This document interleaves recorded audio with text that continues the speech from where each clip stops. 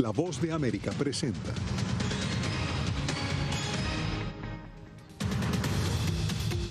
Por primera vez como mandatario, el presidente Joe Biden encabeza la conmemoración del Día de los Caídos en Estados Unidos. La Casa Blanca establece proceso migratorio expedito para familias en la frontera sur. Además, desvelan irregularidades en la Agencia de Migración y Control de Aduanas bajo la era Trump. Y con las playas llenas de turistas, comienza oficialmente el verano en Estados Unidos.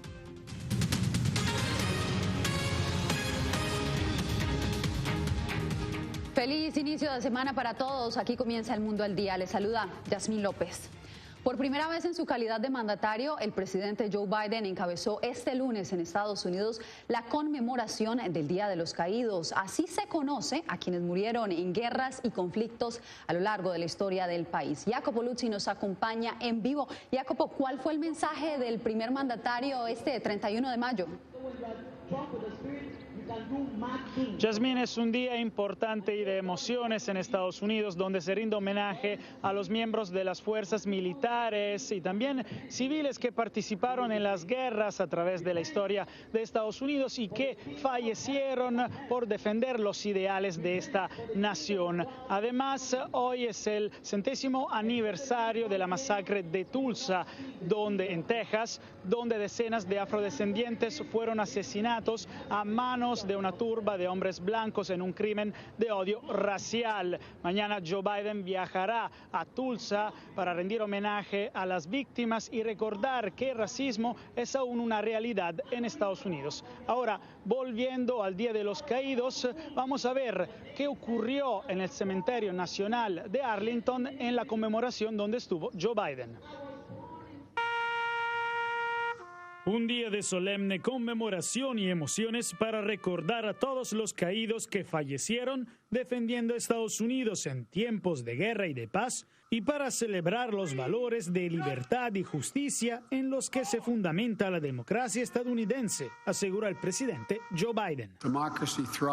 La democracia prospera cuando los fundamentos de la democracia son sólidos, cuando las personas tienen derecho a votar de forma libre, justa y conveniente, cuando el Estado de Derecho se aplica de manera equitativa y justa a todos los ciudadanos y sin importar de dónde vengan. El mandatario encabezó por primera vez en calidad de presidente los actos tradicionales durante la fecha. De manera personal, el presidente Biden también recordó a su hijo Bo, quien había servido en la Guardia Nacional estadounidense y murió en 2015 por un tumor cerebral. Recordar puede doler, pero el dolor es cómo sentimos y cómo sanamos. Siempre siento a Bo cerca de mí en el Día de los Caídos. Sé exactamente dónde necesito estar, aquí mismo honrando a nuestros héroes caídos, porque a través del dolor y la angustia por su pérdida, recuerdo el orgullo en su rostro el día que puse esas condecoraciones sobre sus hombros. El presidente Biden continúa trabajando para que el Congreso apruebe su plan de infraestructura de $1.7 billones. Aunque las diferencias con los republicanos son aún grandes, las partes insisten en que un acuerdo es posible. En el ámbito inmigratorio, el diario The New York Times reveló un documento en borrador de la Casa Blanca que podría cambiar profundamente el sistema inmigratorio, y esto sin tener la aprobación en el Capitolio de una reforma. Si las iniciativas de Biden fueron confirmadas, inmigrar legalmente en Estados Unidos podría ser mucho más simple en el futuro. Muchas gracias por tu reporte, Jacopo. Y seguimos con inmigración, porque un nuevo procedimiento estableció la administración Biden para los inmigrantes que buscan ingresar a Estados Unidos de forma legal. Laura Sepúlveda nos explica en qué consiste.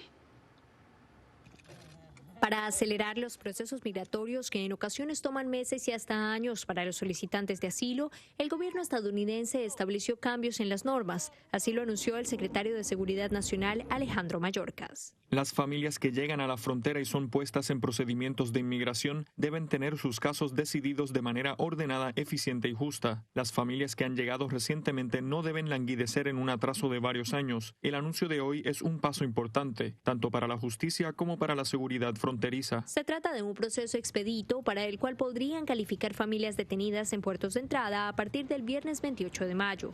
Sin embargo, aclaró la abogada de inmigración Claudia Bernal, en la práctica puede haber contratiempos si las familias no están bien preparadas. No va a ser tampoco que llegas hoy día y te deciden el caso mañana. Quien sea que está buscando protección de los Estados Unidos para tener un caso ganable tiene que venir preparado. Porque con la rapidez con que se van a decidir, también rápidamente se van a negar estos casos. Según anunció la Oficina Ejecutiva de Revisión Inmigratoria, en Nueva York, Miami y Los Ángeles, entre otras 7 ciudades, hay comunidades establecidas de proveedores de servicios legales y jueces disponibles para manejar los casos. Los términos no pueden pronosticarse sabiendo la cantidad de personas que están llegando. Así destaca la experta, mayor celeridad en el proceso no implica menor atención al cumplimiento de los requisitos. Por ello, se recomienda asesoramiento legal para el diligenciamiento de formularios, la revisión de pruebas y elementos que ayuden a comprobar un miedo creíble en cuanto a la solicitud de asilo y protección. Laura Sepúlveda, Voz de América, Nueva York. Un contundente mensaje de lo que significa Centroamérica para la administración del presidente Biden envía el mandatario con las visitas de la vicepresidenta Kamala Harris y del secretario de Estado Antony Blinken a la región. Celia Mendoza, ¿cuáles son las prioridades de esta visita del líder de la diplomacia? Yasmín, realmente es mandar un mensaje claro a la región acerca del apoyo que tiene la administración del presidente Joe Biden y enfocarse en economía, la pandemia de coronavirus y definitivamente el tema de inmigración. Esto antes de que llegue la vicepresidenta Kamala Harris, quien estará la siguiente semana en Guatemala y México. Blinken de esta manera no solamente se reunirá con líderes de Costa Rica, pero también de México y de la República Dominicana. El secretario de Estado estadounidense Antony Blinken estará en Costa Rica este 1 y 2 de junio. El objetivo es reforzar la cooperación en torno a las prioridades compartidas sobre economía, COVID-19, cambio climático y movilidad humana. El secretario Blinken participará en una reunión con altos líderes de los Estados miembros del Sistema de Integración de Centroamérica, SICA, junto con México. Juntos promoverán un enfoque colaborativo para abordar las causas fundamentales de la migración, incluida la mejora de la gobernabilidad democrática, la seguridad y las oportunidades económicas para la gente de Centroamérica. Durante su estadía en San José, el secretario Blinken se reunirá con el presidente Carlos Alvarado Quesada y el ministro de Relaciones Exteriores Rodolfo Solano Quirós para fortalecer los lazos diplomáticos entre Estados Unidos y Costa Rica. Días después, entre el 7 y 8 de junio, Guatemala y México recibirán a la vicepresidenta de Estados Unidos, Kamala Harris. Su prioridad, el tema migratorio. Analizar cómo podemos abordar las causas fundamentales de la migración y trabajar juntos de una manera que sea una continuación del trabajo que ya comenzamos y el progreso que ya hemos visto en cuanto a reunir a las agencias federales para mejorar su enfoque o renovarlo en esa región. Esta visita permite que la vicepresidenta llegue con un terreno ya abonado en esta que será su primera visita a América Latina y mandando un mensaje claro acerca del apoyo que mantiene con Guatemala, con los líderes que ya se han reunido en la región, que son el de México, así como el de Guatemala, parte de este proyecto que avanza en torno a la migración. Yasmín. Por supuesto, nosotros les informaremos sobre el desarrollo de esta noticia. Gracias, Celia. Y una auditoría del gobierno de Estados Unidos reveló que durante la era Trump, cientos de inmigrantes fueron deportados por la Agencia de Migración y Control de Aduanas sin haber autorizado dejar a sus hijos atrás. Una de las madres que fue deportada bajo estas condiciones le contó su historia a Arnaldo Rojas. Cuando Keldy González Breve dejó su natal Honduras en busca de un futuro mejor y lejos de la violencia que ha cobrado la vida de varios miembros de su familia, nunca pensó que al llegar a Estados Unidos sería separada de sus hijos y enviada de regreso a su país sin ellos. Fue un dolor muy grande. Cuando ya dijeron que estaba en San Pedro Sula, es ahí donde me desesperé y dejé a mis hijos botados.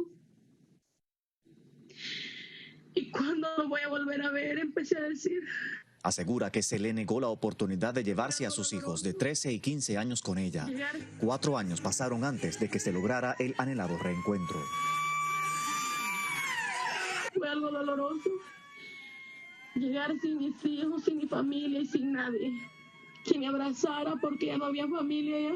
Según una auditoría de la Oficina del Inspector General del Departamento de Seguridad Nacional, entre julio de 2017 y julio de 2018, ICE deportó al menos 348 padres sin evidencia de que los migrantes habían consentido dejar a sus hijos en Estados Unidos.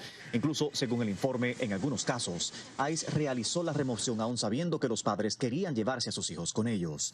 El Departamento de Seguridad Nacional no respondió a las peticiones de La Voz de América para que comentara sobre los resultados de la auditoría. Sin embargo, fue una investigación interna la que puso en evidencia las irregularidades contra más de 300 padres de familia.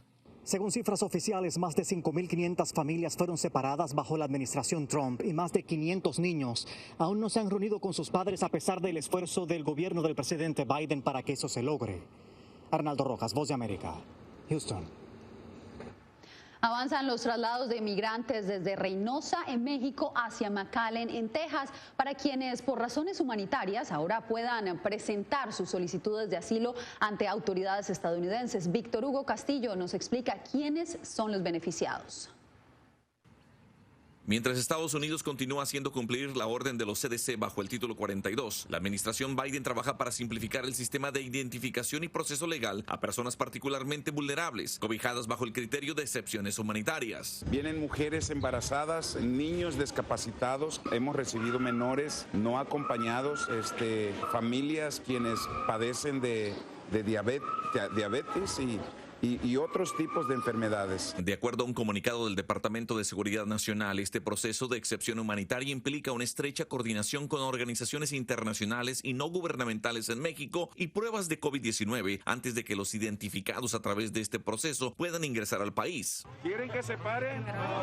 Organizaciones de la sociedad civil hacen parte de la red de apoyo institucional que filtran las listas de aspirantes a la excepción humanitaria. Autoridades mexicanas de migración, agrupaciones de iglesias en Estados Unidos con abogados. Esta lista se está llevando hacia las autoridades de los Estados Unidos. Los migrantes considerados particularmente vulnerables incluyen a aquellos que están enfermos, familias con niños muy pequeños o inmigrantes que han sido amenazados o atacados mientras esperan en México. Alguna persona que ha tenido algún récord en Estados Unidos o esos yo creo que no pasarían la calificación. El proceso habilita a los seleccionados para presentar su solicitud de asilo, pero no en todos los casos es garantizada la estadía legal en Estados Unidos. Víctor Castillo, Voz de América, McAllen, Texas. Comienzo del verano en Estados Unidos llega con una nueva perspectiva tras meses de pandemia. Al regresar, nos vamos para la playa.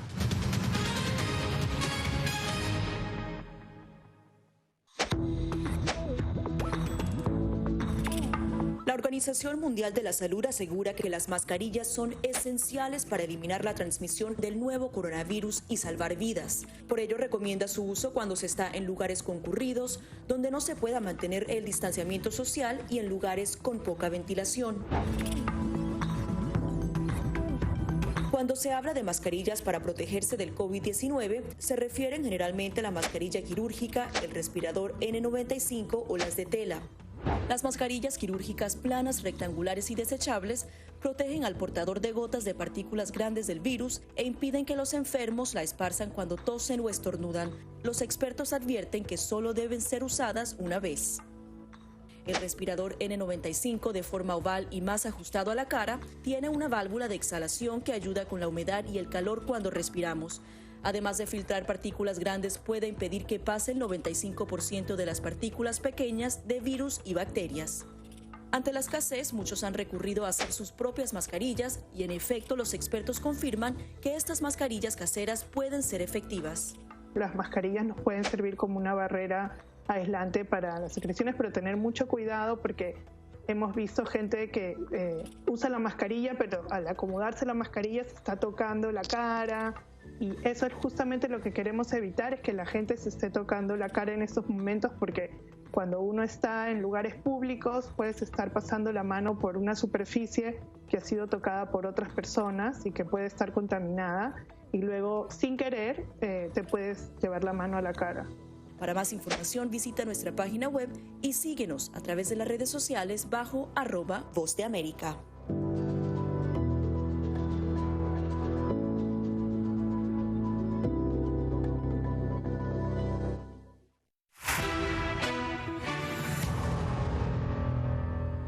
En Miami, turistas nacionales y extranjeros celebraron durante este lunes el inicio oficial del verano. Mientras las autoridades de salud aún piden cautela, no todos siguen las normas. Por eso nos vamos a las playas de Miami, donde nos acompaña en vivo José Pernalete. ¿Qué dice la gente del área, José?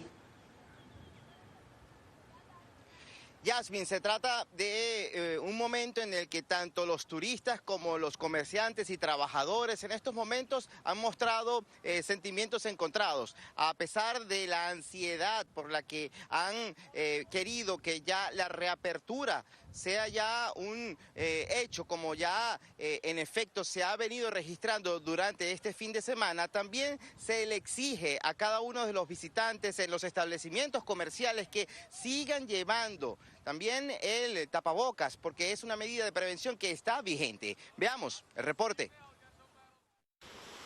Este lunes festivo, cuando se conmemora el Día de los Caídos en Estados Unidos, también se dio inicio oficial a la estación de verano. Así, este lunes se convirtió en la oportunidad para que miles de turistas disfrutaran de las atractivas playas de Miami tras meses de encierro. Bueno, la verdad es que bastante turistas, porque justo ha sido feriado, ha sido para el Memorial Day, y entonces había bastante turismo por todos lados. He visto gente en la playa, gente en las calles haciendo compras. Bastante divertido, bastante bueno, nos gustó bastante. Tanto visitantes nacionales como de otros países aprovecharon el calor del sur de Florida para tomar el sol en la orilla del mar y disfrutar de los establecimientos comerciales. Para algunos, sin embargo, no pasó desapercibida la ausencia de las mascarillas para prevenir el contagio del COVID-19. Yo veo a la gente menos protegida. Me imagino que es porque están vaccinados, pero veo no mucha gente con las máscaras.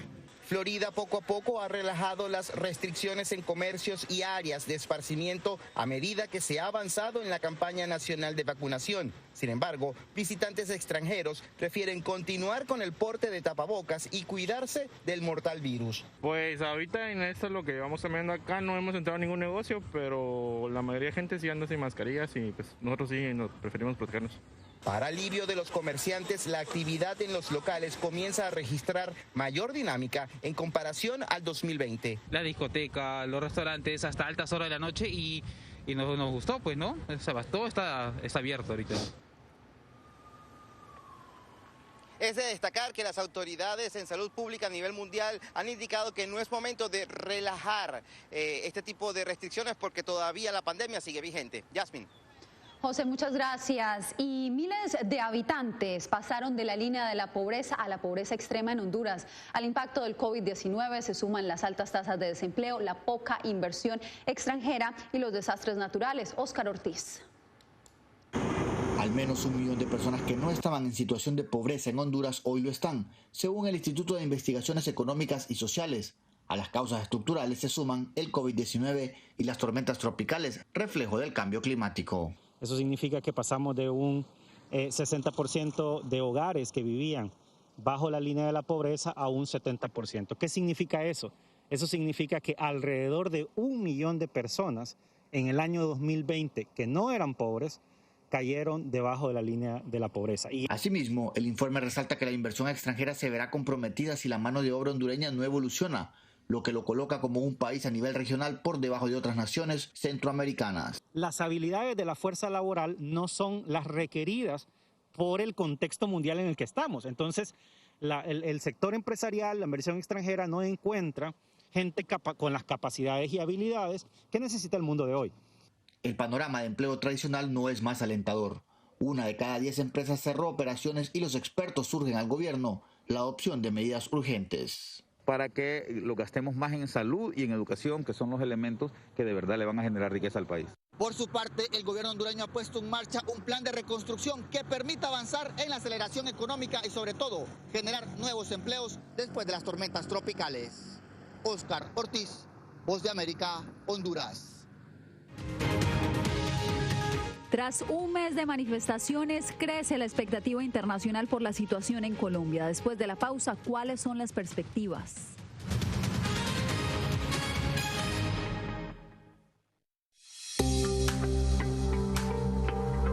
En medio de la pandemia del COVID-19, muchos quieren saber cómo darle una mano a su sistema inmune. El que va realmente a combatir el coronavirus es nuestro sistema inmune, que es nuestro sistema de defensas que va a luchar contra el virus cuando aparezca. Aquí te damos 5 consejos sencillos para mantener tu sistema inmunológico funcionando de manera óptima. Consume una dieta rica en frutas y verduras que incluya alimentos con un alto contenido de vitaminas A, B, C, D y E, así como los minerales hierro, zinc y selenio. Una alimentación saludable reduce el riesgo de adquirir enfermedades crónicas, también reduce la probabilidad de depresión y ansiedad. No solo mejora tu perfil cardiovascular, sino que también reduce la presión arterial y ayuda a controlar el peso. La OMS recomienda unos 30 minutos al día, incluso repartidos entre 3 sesiones. Muchos entrenadores ofrecen ahora cursos en línea, a veces incluso gratis. Mientras dormimos, se reparan las células, se eliminan las toxinas, se procesa la información y se fortalece nuestra memoria. Para la mayoría de las personas, de 6 a 9 horas de sueño son suficientes. Lávate las manos con frecuencia, por lo menos durante 20 segundos. Asegúrate de hacer el proceso bien, frotando todas las partes de ambas manos y muñecas. Las antibacteriales funcionan mejor si contienen un alto porcentaje de alcohol. Las funciones metabólicas dependen del agua. Consume alimentos ricos en agua como frutas, verduras y sopas. El té y el café son diuréticos, así que no cuentan en la dosis.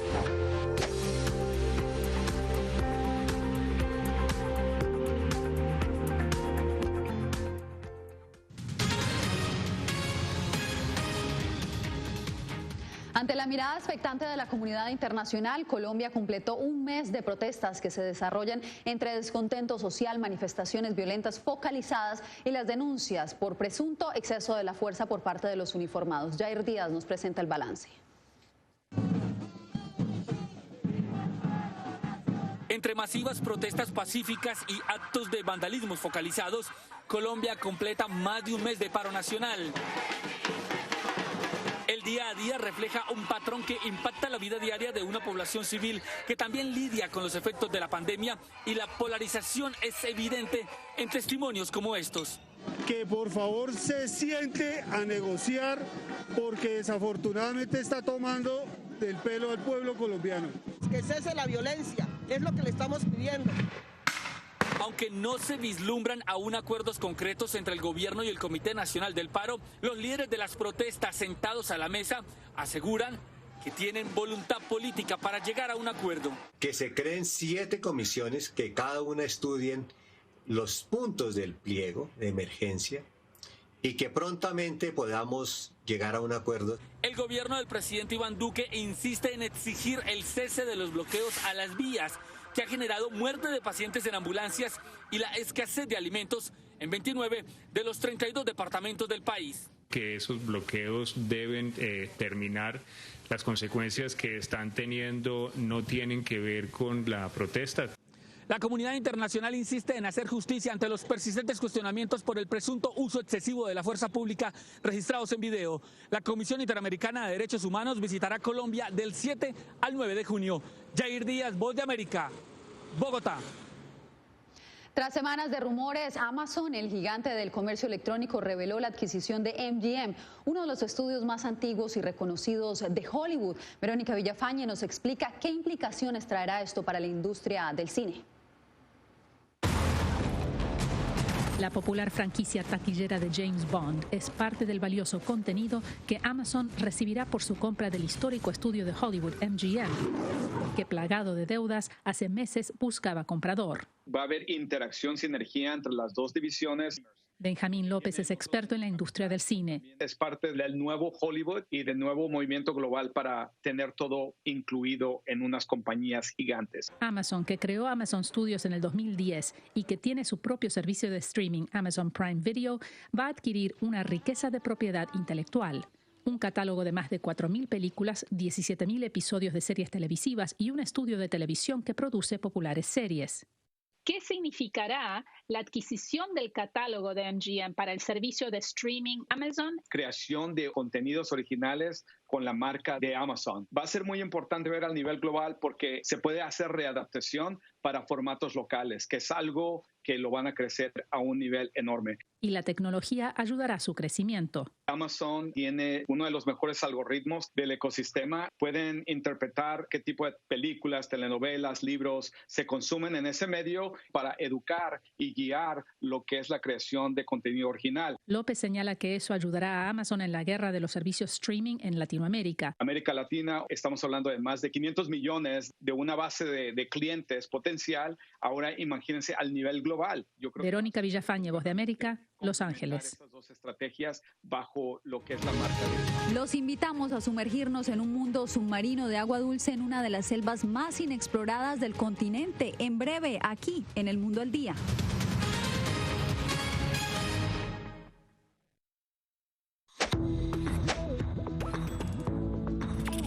La Organización Mundial de la Salud asegura que las mascarillas son esenciales para eliminar la transmisión del nuevo coronavirus y salvar vidas. Por ello, recomienda su uso cuando se está en lugares concurridos, donde no se pueda mantener el distanciamiento social y en lugares con poca ventilación.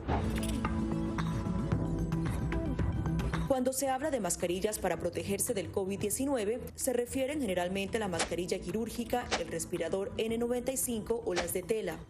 Las mascarillas quirúrgicas planas, rectangulares y desechables protegen al portador de gotas de partículas grandes del virus e impiden que los enfermos la esparzan cuando tosen o estornudan. Los expertos advierten que solo deben ser usadas una vez. El respirador N95, de forma oval y más ajustado a la cara, tiene una válvula de exhalación que ayuda con la humedad y el calor cuando respiramos. Además de filtrar partículas grandes, puede impedir que pase el 95% de las partículas pequeñas de virus y bacterias. Ante la escasez, muchos han recurrido a hacer sus propias mascarillas y en efecto los expertos confirman que estas mascarillas caseras pueden ser efectivas. Las mascarillas nos pueden servir como una barrera aislante para las secreciones, pero tener mucho cuidado porque hemos visto gente que usa la mascarilla, pero al acomodarse la mascarilla se está tocando la cara. Y eso es justamente lo que queremos evitar, es que la gente se esté tocando la cara en estos momentos, porque cuando uno está en lugares públicos puedes estar pasando la mano por una superficie que ha sido tocada por otras personas y que puede estar contaminada y luego sin querer te puedes llevar la mano a la cara. Para más información visita nuestra página web y síguenos a través de las redes sociales bajo @Voz de América.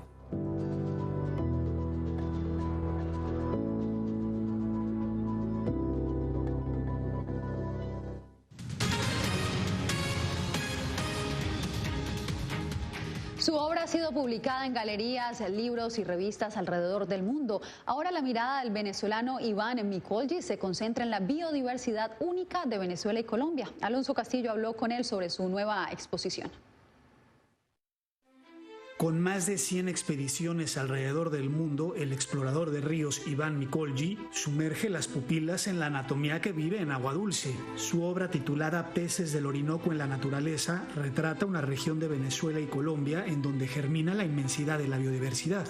Una fusión entre la naturaleza, la ciencia y el arte. Y cuando tú estás en alguno de estos sitios, te das cuenta qué tan pequeños somos y qué tan maravilloso es el mundo, ¿no? Registró 151 especies, horas sumergido bajo el agua, que no podemos olvidar que del agua surgimos nosotros como especie humana, nos comentó Mikolji, por lo que hay que prestar atención a estos ecosistemas de los que brota la evolución. Cuidar el entorno nos compete a todos. Aparte de la parte artística que tiene la fotografía, es muy didáctico, entonces también hay un aprendizaje de concientización sobre la naturaleza. Según le dijo a La Voz de América, la naturaleza acuática que vemos retratada ya sea en documentales o en libros, casi la totalidad es sobre especies de agua salada. Esto muestra un mundo desconocido. Entre la profundidad, la transparencia y el reflejo de las trampas de luz que tienden los caminos acuáticos, palpa la interdependencia de todas las especies, que nos hace recordar lo que dijo el escritor británico John Donne.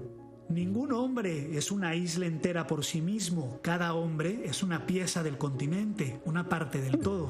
Alonso Castillo, Voz de América, Miami. Y nos despedimos con las espectaculares imágenes de las Islas Galápagos en Ecuador. una reserva natural para el beneficio de la humanidad y donde habita un abanico de especies marinas, aves y tortugas gigantes.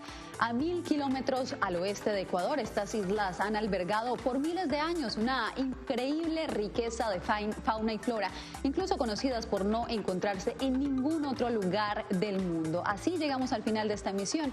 Gracias por su sintonía.